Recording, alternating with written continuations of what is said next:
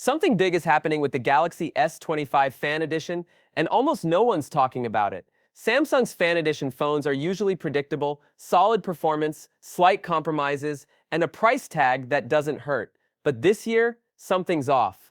Or maybe something's genius. Because while everyone expected the usual Exynos chip, leaks now suggest Samsung might flip the script, and we're talking MediaTek's beastly Dimensity 9400 as a surprise backup. A backup that might outperform the S24 Ultra.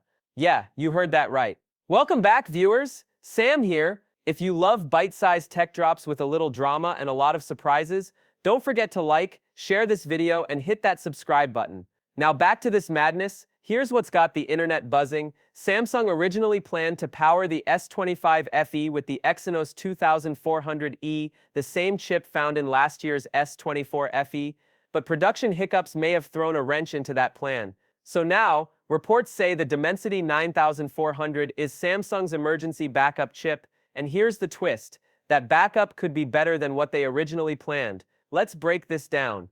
The Dimensity 9400 is no joke. Built on a second-gen all-big-core architecture, it boasts 35% faster single-core and 28% faster multi-core performance than its predecessor.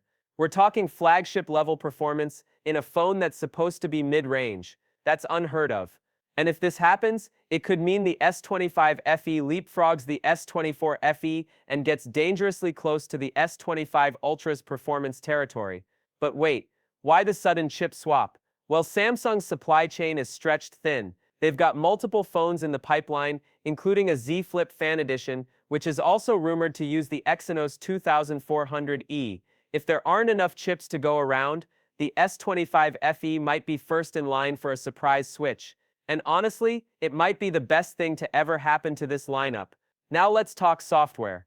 While Samsung stays quiet, firmware development has already begun for the US unlocked model of the S25 FE. That's right, the phone isn't even announced, but it's already running test builds of One UI 8.0 based on Android 16. That's 2 steps ahead of some current flagships. And get this, it's expected to get 7 major Android updates. That's flagship treatment, no question. One UI 8.0 is bringing a bunch of cool stuff to the table. Smoother animations, smarter AI features, and lightning-fast app transitions. But here's what really caught my eye. AI tricks that might actually be useful. Think personalized widgets that adapt to your mood and location, real-time now bar, notifications on your lock screen, and on-device editing that lets you erase objects from photos without ever touching the cloud.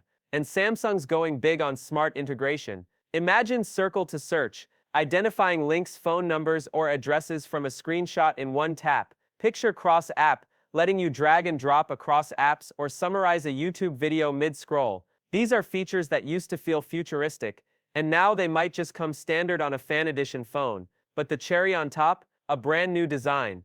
The S25 FE is rumored to be thinner than the S24 FE, and that's saying something, considering the previous model was just 8 mm thick. Samsung's reportedly reworking the internal layout to fit a flatter, wider battery. Sadly, no boost in battery capacity, but a design refresh could still improve heat dissipation and comfort. Here's the kicker though. None of this is official, not yet, but the leaks are adding up fast.